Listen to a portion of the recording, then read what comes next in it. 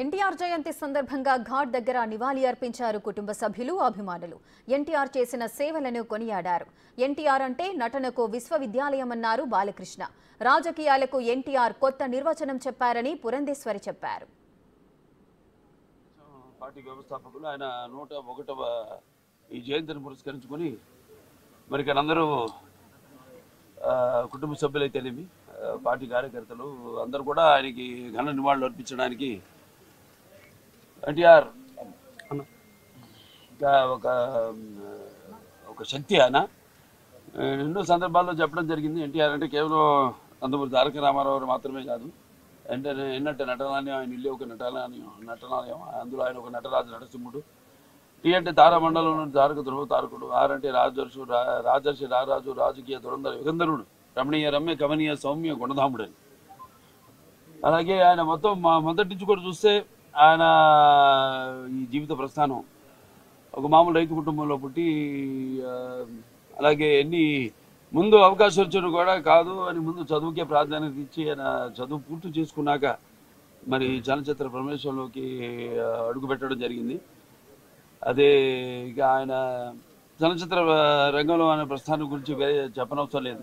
ఎన్టీఆర్ అంటే ఒక నటనకు నిర్వచనం, ఎన్టీఆర్ అంటే ఒక నవరసాలకు ఒక అలంకారం, ఎన్టీఆర్ అంటే నటనకు ఒక విశ్వవిద్యాలయం.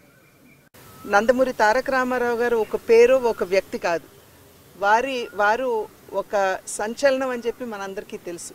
ఏ రంగంలో కాలు పెట్టినా కూడా ప్రపంచనాన్ని సృష్టించినటువంటి మహనీయులు వారు.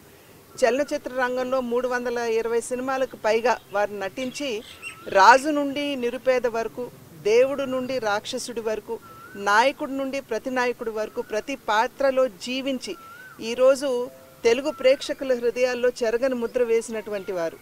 అదేవిధంగా వారు రాజకీయంలోకి వచ్చిన తర్వాత, ప్రజా ప్రస్థానం తర్వాత, రాజకీయాలు కేవలం అధికారాన్ని ప్రాప్తించడానికి మాత్రమే కాదు, ఆ అధికారాన్ని సేవా మాధ్యమంగా ఏ విధంగా వినియోగించుకోవచ్చో అనేక సంక్షేమ పథకాల్ని ప్రవేశపెట్టి ప్రజలకి నిజంగా రాజకీయాలకి ఒక సరికొత్త నిర్వచనాన్ని పలికినటువంటి మహనీయులు వారు.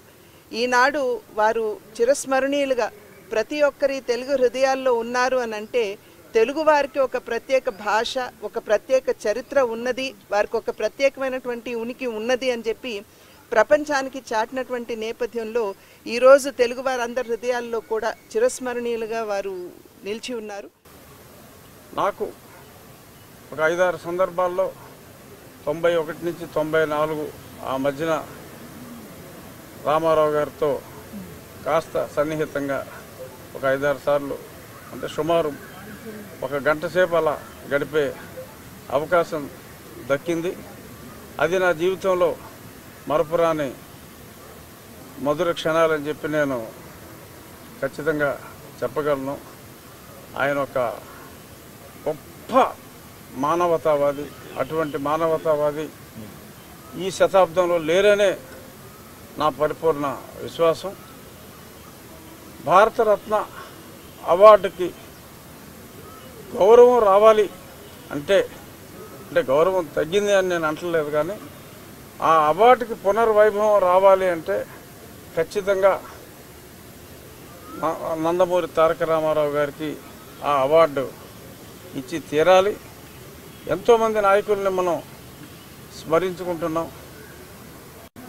తెలియని వయసులో ఆయన అభిమానిగా అవటం జరిగింది. అలా అయిన తర్వాత, మాకు ఊహ తెలిసిన తర్వాత, ఇంతటి మహానుభావుడికి అవటం అనేది మా అదృష్టం కింద, అలాగే పూర్వజన్మ సుకృతం కింద భావించటం అనేది జరిగింది. ఎందుకంటే ఆయన హైందవ సాంప్రదాయాలకు ప్రతీకలుగా అని మన కర్మభూమికి ఏమైతే రామాయణ భారత భాగవతాలు ఏమైతే మన కర్మభూమికి గొప్పగా ప్రాణ ప్రతిష్టగా మనం ఎప్పటికీ భావిస్తుంటామో, అలాంటి దాంట్లో రామాయణ భారత భాగవతాల్లోని పౌరాణిక పాత్రలుగా అన్నిటికీ ప్రాణ ప్రతిష్ట చేసి వెండి తీరం మీద సజీవ రూపకల్పన చేయటమే కాక అవి మన హృదయ ఫలకాల మీద ఎప్పటికీ మర్చిపోలేని విధంగా సజీవ రూపకల్పన చేసి సజీవంగా మన హృదయాల్లో మెలుగుతున్నారు. అంతటి మహానుభావుడికి అభిమానులుగా ఉండటం అనేది గర్వంగాను, ఎంతో ఉప్పొంగే విధంగా ఉత్తేజంగా మేము ఉండిపోవటానికి మాకు కారణభూతులయ్యారు ఆయన. అలాంటి ఒక మహానుభావుడికి అభిమానులు కావటం అనేది మేము ఎప్పుడు గర్వంగానే ఫీల్ అవుతాం.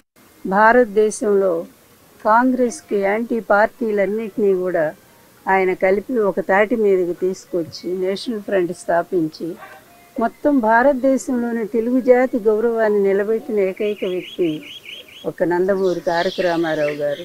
నేను ఆయన భార్యని అవటం ఎన్నో జన్మలుగా చేసుకున్న పుణ్యం నేనది. ఆ మహనీయుడిని ఇప్పుడు కుటుంబ సభ్యులు మేమే కాదు, యావత్ ఆంధ్ర జాతే కాదు, ఎక్కడ విదేశీయాల్లో ఉన్న తెలుగు జాతి కూడా ఆయన్ని స్మరించుకుంటూనే ఉంది. ఎన్నో చోట్ల మరి ఈ కార్యక్రమం నిర్వహిస్తూనే ఉన్నారు. ఎన్నో అన్నదానాలు జరుగుతున్నాయి.